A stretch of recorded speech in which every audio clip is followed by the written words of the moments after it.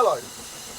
I just wanted to bring you up to date with the latest of what's going on at the Ffestiniog and Welsh Island Railways.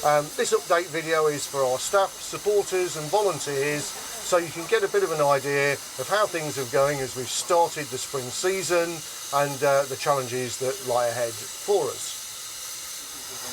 First of all, I'd like to say a huge thank you to everybody who's worked on our winter programme. I know I've said it before, but as we stand here at the beginning of the season in 2023, the work that has gone on to make it possible to run our trains is just outstanding. We've done a tremendous amount of work. We've achieved all sorts of things, particularly with track, buildings and locomotives. We've nearly finished it all. We're up and running, but there are one or two things left. There's some work on buildings still to do. We've got some work to do on the loos at Bethgelert, for example, and finishing off the roof of Harbour Station. Over at Boston Lodge, we're still working on David Lloyd George, where a bit of a sting in the tail at the end of last season when it turned out that our 10-year boiler certificate was only going to last us 9 years because there was so much work to do on the stays of David Lloyd George. The boiler's being done now in partnership with Israel Newtons. It's back with us, and the team at Boston Lodge are putting the loco back together. So give it about a month and so, and we should see that back in place. So I think as we start the season, it's really important just to have a quick reminder for the home team, as it were, as to what it is we're trying to do. You've all heard about coal.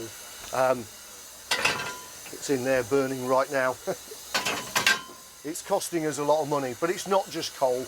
All our costs, just like all other heritage railways, have gone right through the roof, and we are having to react to that and run our railway in a more efficient way.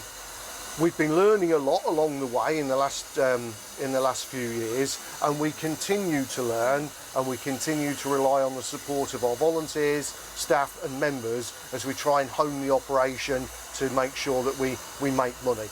And just a reminder, every time we send a Ffestiniog railway train up the line, that costs us about £3,000. And one of these beauties on the Welsh Island, it's about £5,000. It's a lot of money that we have to bring in, and it's not just about the coal and the water treatment and the oils. It's about the cost of maintaining the carriages, it's about looking after the line side, it's about running all the administration behind the business, which we try to keep as lean as possible, but there's the track, the signals, there's everything that goes into making our trains possible. So it's a lot of money, and we have to be so careful that we don't run empty trains.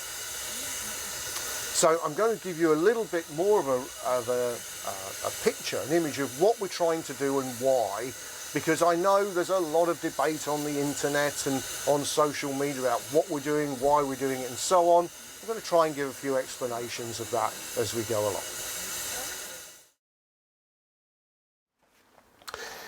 So, I have to answer, or try to answer, a question that is often put to me, and that is it all about money? Surely we just want to enjoy our railway. And I understand that in recent years, many of the updates I've given are talking about money all the time. And what I would say is that running a railway has always been about money. It has always been a balance to be struck. But it's just really come to the fore in the last few years when COVID, Brexit and other challenges have made it really difficult for us to operate the business. My personal view is the best thing is to just be open about where we stand with money and the challenges that we face. And so that's how we hope to carry on going with our staff, supporters and volunteers. If we think about where our money comes from, it comes from many places. We have support from our members through donations and through subscriptions. We have legacies. We have our engineering business. We have a catering business. We have our shop business.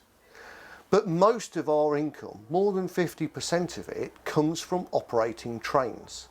And because of that, we have to be very careful to ensure that they actually make money, or at the very least, they don't lose money.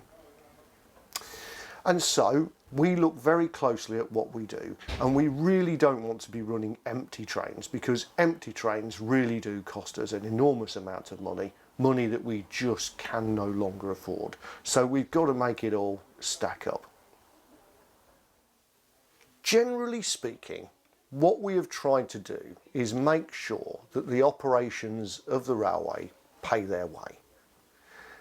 This has worked quite well for many years, and donations and other income has generally tended to add to the railway. So a new carriage, a new locomotive, new buildings, restorations or whatever.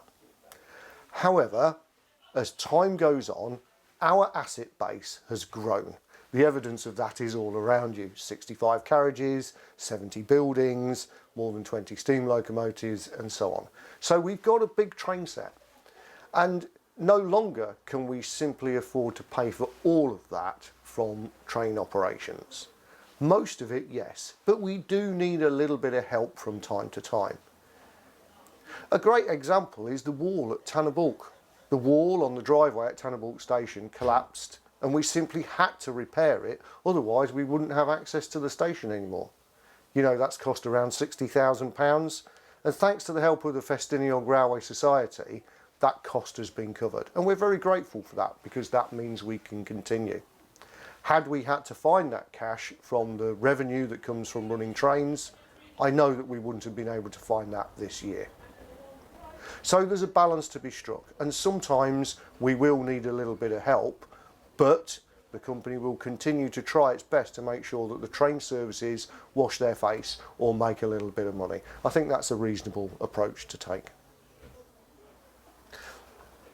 Again, although I've covered it before and I've mentioned it in other videos that have been there to give an update, we have had to look at our train services very carefully and say, well, how do we make sure that they continue to be sustainable in a time when costs are rising? It's the cost of employing people more than anything that's hitting us, but then of course fuel and electricity bills are playing their part in this as well. So as you know, during the COVID era, we made changes to the way that we book and fill our trains. Since then, we've been opening up our services, changing them, trying to develop them, making the best of the old and the new. And 2023 is no different. We've listened very carefully to what people have said over the winter at the end of the 2022 season. We had a really good session with all our operating staff and loco crews talking about how the train services went and what we could do better. We listen, and we're trying to put as much of that feedback in place as possible. So where there's been good ideas, we're trying to develop those ideas and work with them. So you'll see some changes. We can't make all the changes, we can't deal with all the good ideas, but we have taken on board quite a lot of what's been said to us, and you'll feel that around the railway this year. So let's go and have a look at the front of one of our locomotives. That's Merthin Emrys today, that's hauling the Mountain Spirit Service. I'd like to just say a few words about why it's called the Mountain Spirit Service and what we're doing with our marketing to make sure that our services are as well filled as they can possibly be.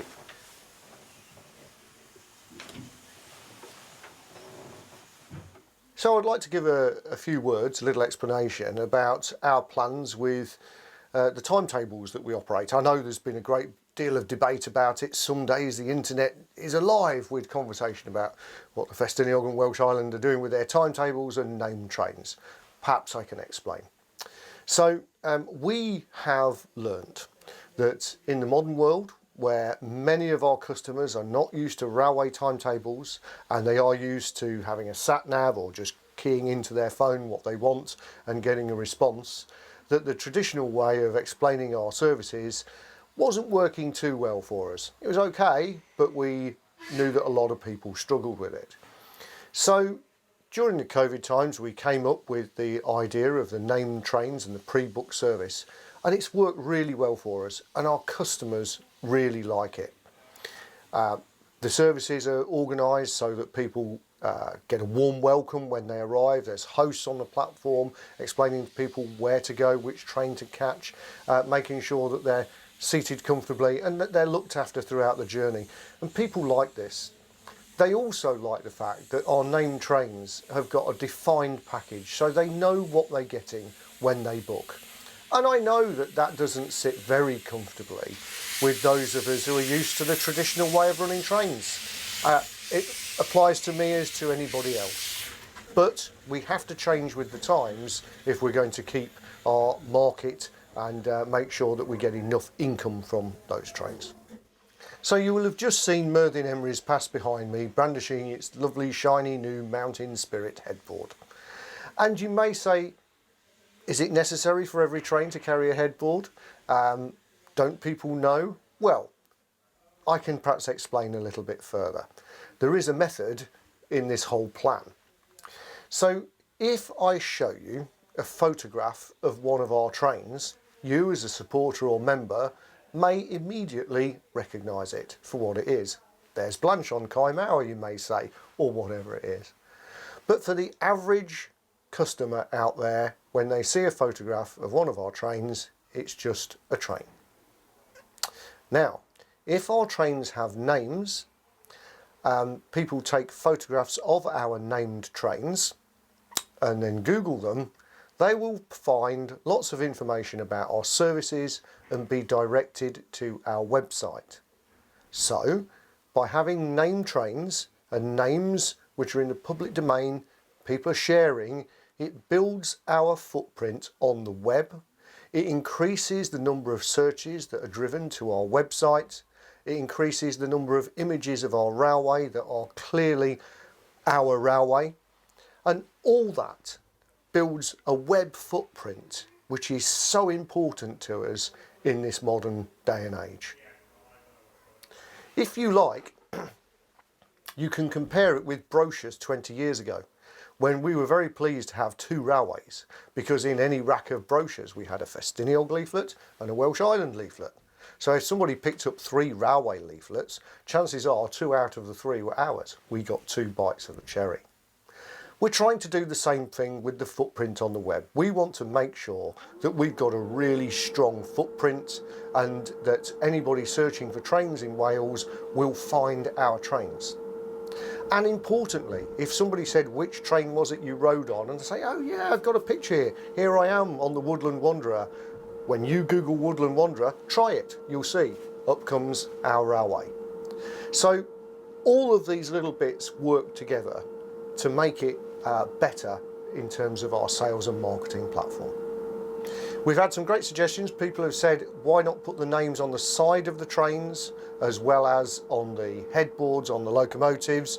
Great suggestion, and we've done precisely that for this year. I know that some people said we didn't like the headboards because they were built to a budget. Well, we were trying it in the last year. We've now proven the concept, it seems to work well, so we're now ordering the metal headboards. It'll take a while for us to get all the metal headboards, but some of them are now in place, particularly the Woodland Wanderer and the Mountain Spirit ones. The other ones will be coming through shortly, but they're quite expensive and take a little while to produce. Then, of course, comes the question of timetables. Everybody asks that, is there a timetable? Yes, here is our timetable. But let's explain how it works. So in the COVID years and just after, we've been building up the number of trains that we ran dependent on the demand. And we were able to watch this on the internet, but we understand that doing that means that it's more difficult to have a forward plan and for people to book ahead. So we've learnt that lesson, and for 2023, we have a clever timetable devised by Michael Baker and the operating team, and our summary timetable now for each day can have 2 colours on it. The top colour is the minimum service that we'll operate, and that's what we publish and put out on the internet for pre-booking right the way through to the end of the season. The other colour shows the maximum timetable that we might operate, and that is for our internal guidance so that we know what we might have to run if demand is looking high. So yes, there is a timetable, yes it is variable, And importantly, what we're doing is we're making sure that we never cancel trains. So we're not going to take out trains that we'd planned and then people can't run on them. But all we'll do is add to the minimum timetable. So that will happen about once a month. We'll have a timetable review, and you may see more timetables added into the service as we go, more trains added into the service as we go. So that's how we expect things to happen, and hopefully we've got a plan there that will work for all of us, but it will give everybody confidence that they can forward book the services that they wish to use all the way through the season. So, there's a little something that we need to put to bed now, because there's a story going on that has become a thing that really isn't a thing. And that is this whole issue of, can I hop on and hop off trains? Well, during COVID times, you couldn't, and for obvious reasons. And as time has gone on, we've made it possible for you to join more trains, get on and off at intermediate stations. We started by doing that for our members, and it's quite some time ago since we did that, and now we've opened it up more widely. People have asked us, well, are you promoting this service? Can it be?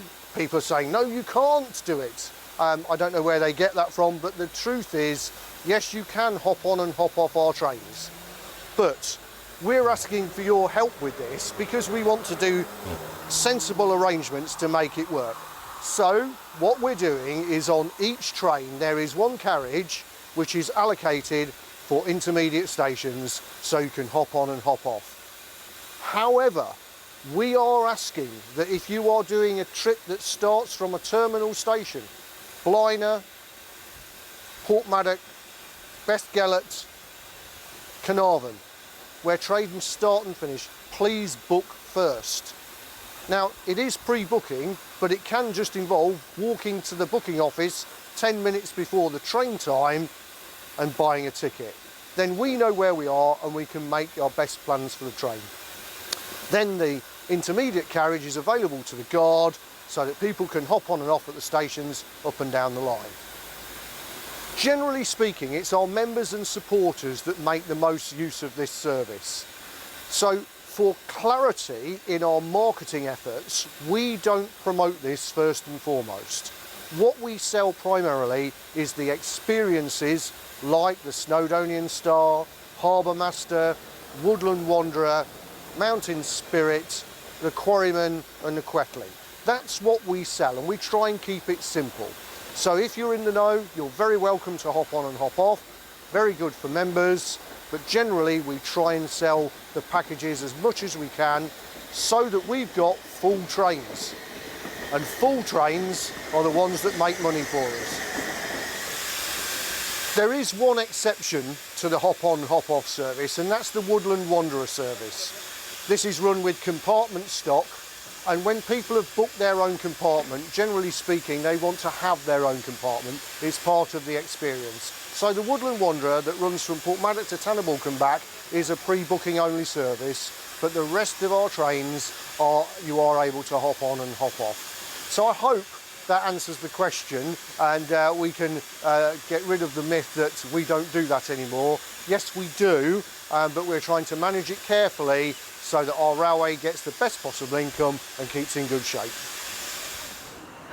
Last season, a number of our loco crews said that our headboards were looking pretty shabby, and I can understand that their pride in their locomotive was a little tarnished by the fact that the boards weren't up to the quality that we'd expect of the Ffestiniog and Welsh Highland. So we're just in the process of creating new cast headboards with the help of Procast for all of our regular services. Now we know what names we want to use. We're getting these made. Mountain Spirit's the first one. All the other ones will be coming along shortly.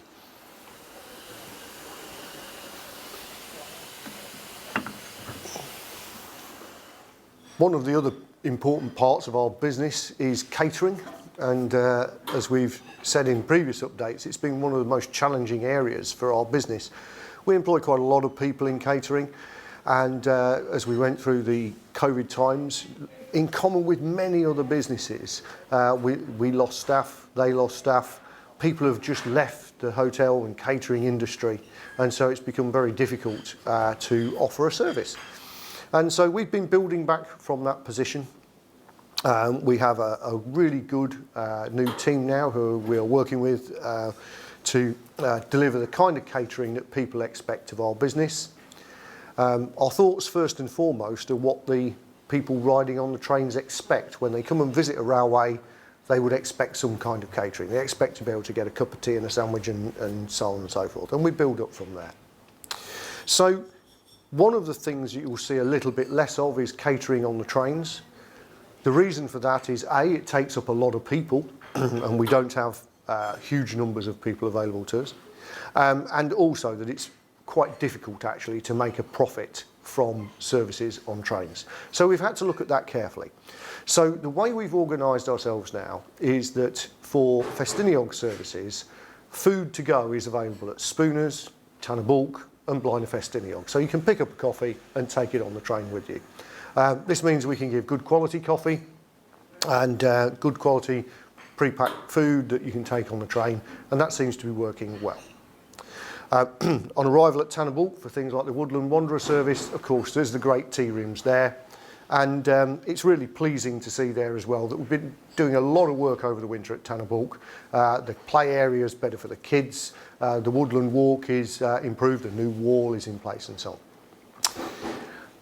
When it comes to the Welsh Highland, again, you can order food to take on the train. So there's the hamper service, which has been just fantastic. It's a very popular service and a lot of people pre-book their picnic hamper to go on the train. We are offering a trolley service on the Welsh Highland, and the reason for that is that on the longer services, people naturally want a coffee or a drink or something. So with a 2-hour run, we think it's necessary to have the trolleys, and so they're back working there. So that's our railway in 2023. And you may say, well, what's coming next? Well, there's quite a lot going on, and as you'll see in the various updates, the lottery funded project at Boston Lodge.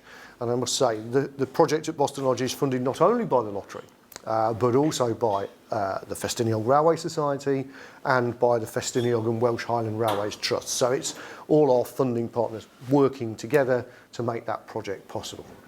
The buildings are doing well, but of equal importance is that the project that is looking to build our ability to train and accept and work with new volunteers is doing very well. Also, our activities around interpretation and explaining our story, the railway story, both to our visitors on the trains and local people, is also really starting to develop, and I can see that we'll be able to offer something really quite special next year. Coming soon this year will be our on-train brochure. It's not quite ready yet. It will be in just a week or two's time, and when we do that, I'll do a separate mini update on what that's all about. But just for now to say, there is a new brochure that's coming. We will be asking for the help of all our staff and supporters in getting these brochures out on the trains, and it's all about getting new members, new volunteers and more support. But more on that in a week or two's time. Finally, a few words on how you can help your railway.